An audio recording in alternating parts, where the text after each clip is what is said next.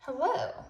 I have a crash course in literacy today because I've had lots of my friends who are parents asking me some ideas for activities and things that they should be doing with their kids at home.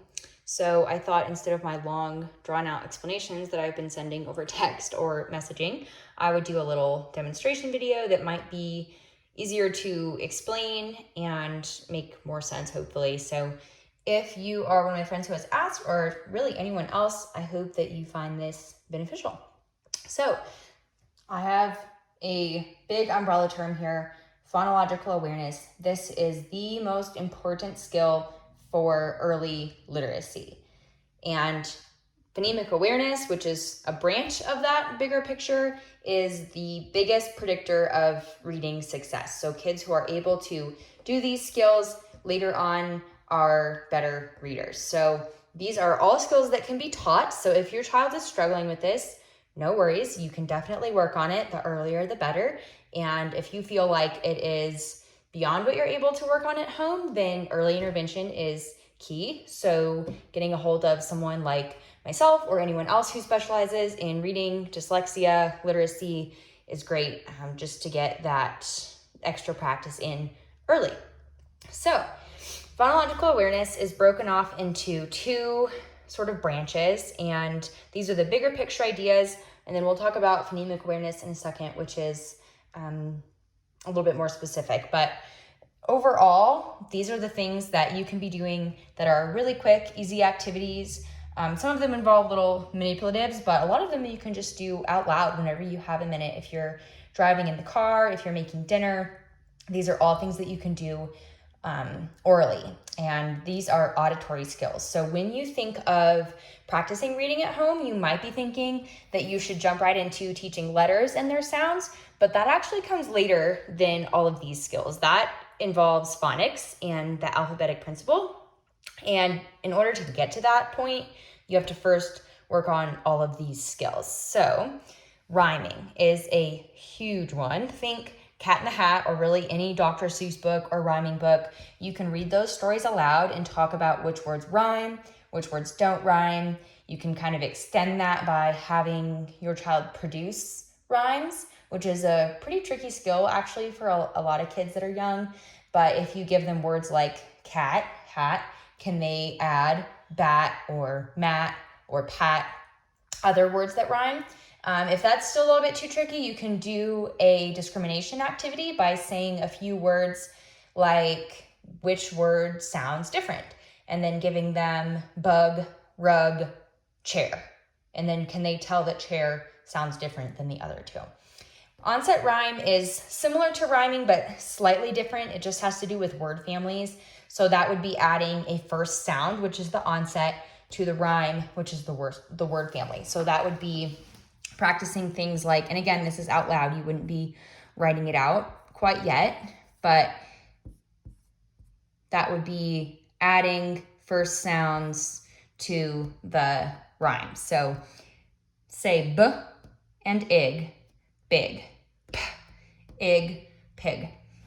That's kind of what that looks like. Or maybe you are to the level where your child is working with letters and they already know all the sounds. These types of skills are easy for them. This is something that you could do and write out on paper and work with them on some writing and spelling and things.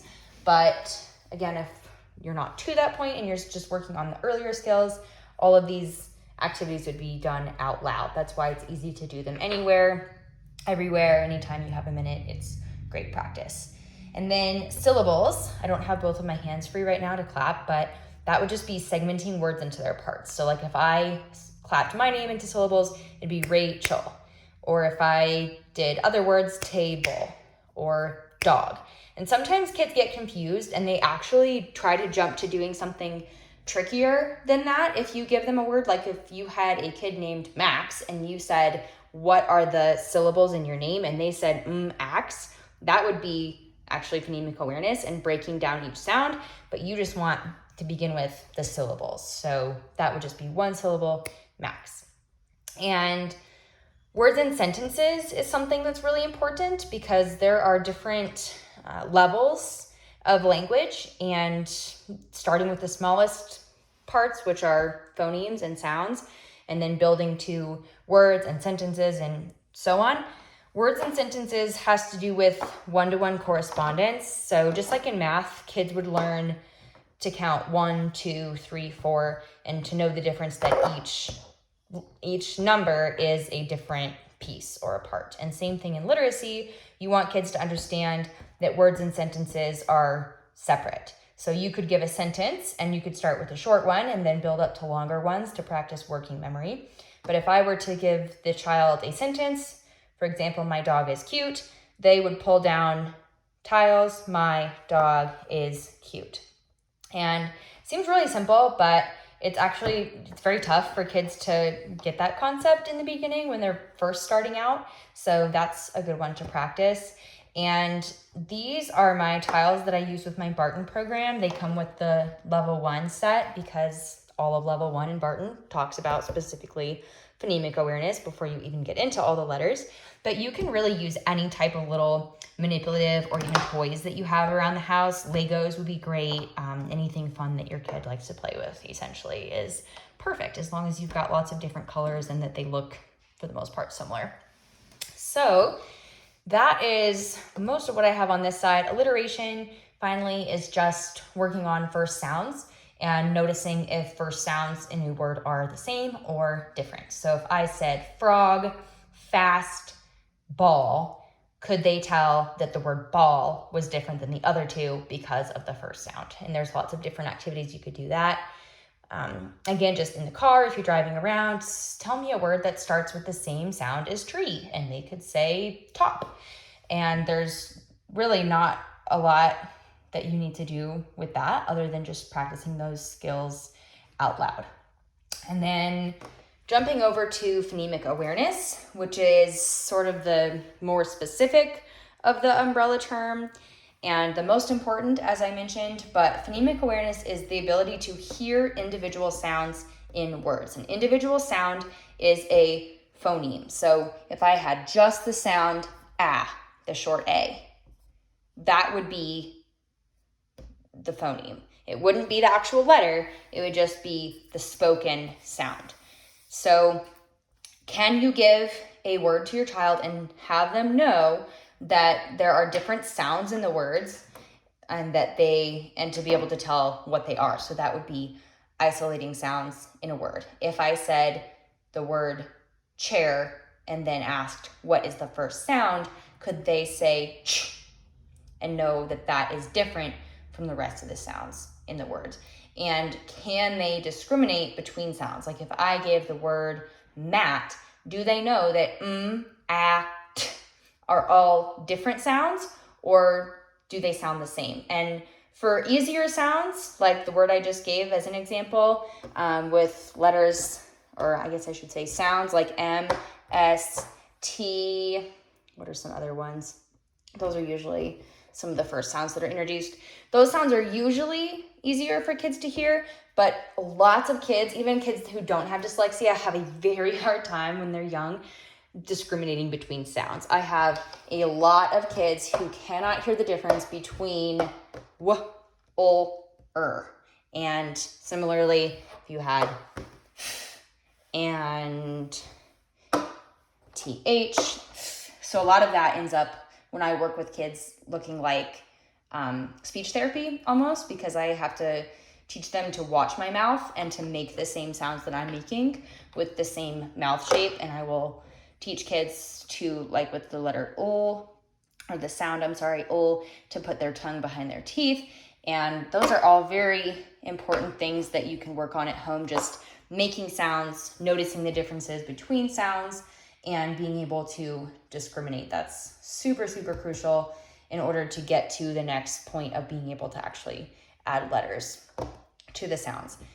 Then we have blending and segmenting. So segmenting would be if I gave a word, like the example I just said of mat, can they pull different colors for different sounds? So if I said mat, they could say t. And then the opposite, if I were to give them the sounds, can they blend them together to read the words? So at, mat, mat. And for kids who might be frustrated that they're not learning to read yet, you can let them know that they are reading even if they are not seeing letters. Even the skills of being able to segment and blend with sounds, which what looks like blank colors right now, that is still the skills of reading when you're blending, and segmenting is spelling. So I really like to tell kids who I work with that are younger, who might be having a tough time learning to read, that they are in fact learning to read even when they're doing these practice things that may not look like what they think is reading, but it definitely is. So if you need to give them that reminder, that can usually be a good confidence boost. And then adding sounds, deleting sounds, substituting sounds, that is kind of the next level of all these skills. It's really, really tricky, especially if they've already had some trouble learning to discriminate sounds. But that would be like if I had the word mat and then I said, I'm going to change this sound to s. Could they tell me that the new word is sat, sat, sat? Or if I remove a sound, can they know that what's left is s, a, sa, sa? Don't be afraid to work with nonsense words. That would be a word that's not a real word. It's just sounds put together that they may not have heard before. Actually, working with nonsense words can be just as important, if not more telling, when you're working with reading, because a lot of kids are very bright and they can disguise learning difficulties by using context clues and words that they've heard before, and they can kind of start to memorize. So if you use words that aren't real, like bip, you are really being able to tell if they have that skill of saying each sound in a word and not just going off of something that they've seen already. And then let's see if I've got all of that. Oh, adding a sound would look like this. If I had t, n, 10, 10, and I added another sound, at the end that said t, can they say that the new word is tent? Adding a new sound and just playing with those, manipulating words, and doing what a lot of teachers call word work. So there you have it. That is kind of as quick as I could go into depth, I think. Hopefully that wasn't too much jargon, but I think it's pretty self-explanatory. So if you have any other questions, feel free to let me know. I can give you some more ideas if you need. Another thing I wanted to add was that something really important, your child's teacher will thank you, but working on letter formation with a proper pencil grip. And I don't know if this varies from school to school, teacher to teacher, but as far as what I've known, the proper pencil grip would be a 3-finger tripod, which looks like this. Because the longer that a child has it in their muscle memory to hold a pen or a pencil the wrong way, I've seen all kinds of crazy ways that a kid holds a pencil, the harder it is for them to unlearn that when they learn handwriting and letter formation, and it's really tough to unteach bad habits. So you can always work on pencil grip, and again, you can get to the point of working with letters, especially if your child really shows that they have mastered all these skills. Some kids are super quick with it, and you can move on to introducing letters and sounds and practicing writing letters. But if you aren't quite to that point of wanting to introduce letters, it might be confusing to introduce that to some kids too early. So you could always do writing practice by just drawing different dotted lines or shapes and then doing tracing practice. That's really a great example I'm showing you here, but you get the idea. And then also, again, going into letter formation. So I don't want to go on and on for too long. I don't know if some people are even watching this all the way to the end if it's boring, but kind of nerd out on this kind of stuff. This is what I went to school for. So I would be happy to help you further if you have any more questions. But for now, I hope that is a good start. Thanks for watching.